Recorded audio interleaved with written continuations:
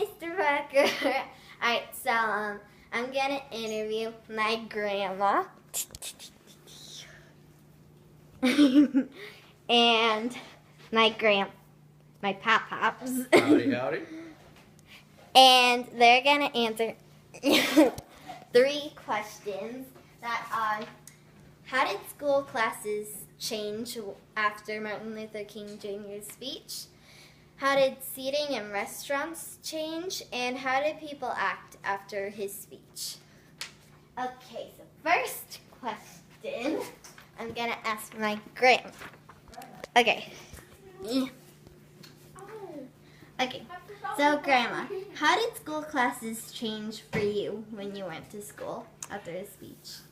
Well, I grew up in a town in Ohio that had maybe 75,000 people, and we didn't have any segregation. We didn't have, everybody sat together in classes. We really didn't have any racial issues, in that town. People went to church together, people sat together in classes. We really didn't have an issue. So not much changed. It was already very integrated. Okay, now question number 2. I dropped it. Whoopsie. Okay. Okay, question number 2. How did seating in restaurants change? Again, we didn't have any trouble. Everybody went to a restaurant. There weren't any segregated areas. Everybody just ate together. It really wasn't an issue. I did go on a vacation to Florida one year, and that's when I saw it in the South as we drove through Georgia and into parts of Florida. But up until then, I never knew there was an issue. Okay, now question 3. How did people act after Martin Luther King's speech? Not much changed in our area because there hadn't been any issues. And as I said to my grandchildren, I was in high school at the time and very busy with my own activities and my own friends and my own high school issues. So I didn't see any changes, but we were totally integrated, so I don't think I would have. We just thought it was a nice speech. Okay, thank you, Grandma.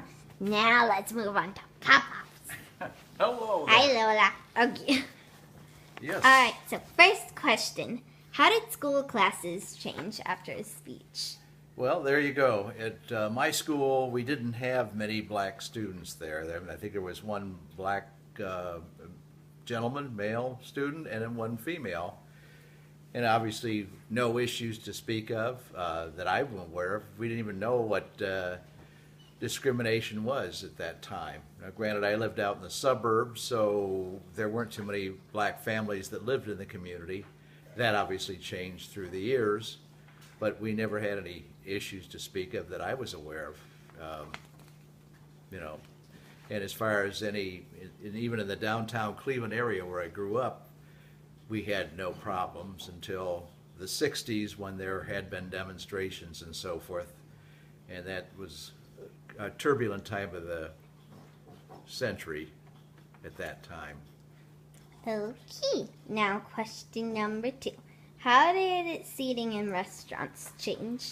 Well, I know in a whole, not in Cleveland, we again didn't have a problem, except I've got to say that in Cleveland there were different communities. The black folks stayed together. That we had people from other countries that more or less stayed in their areas. We had people from Poland. A lot of them stayed in a community town called Parma, and they all pretty much stayed to their own, to speak of. So there were never any issues that I was aware of at that time that you see that you had seen at the time in the South. The South, it was more black and white, unfortunately.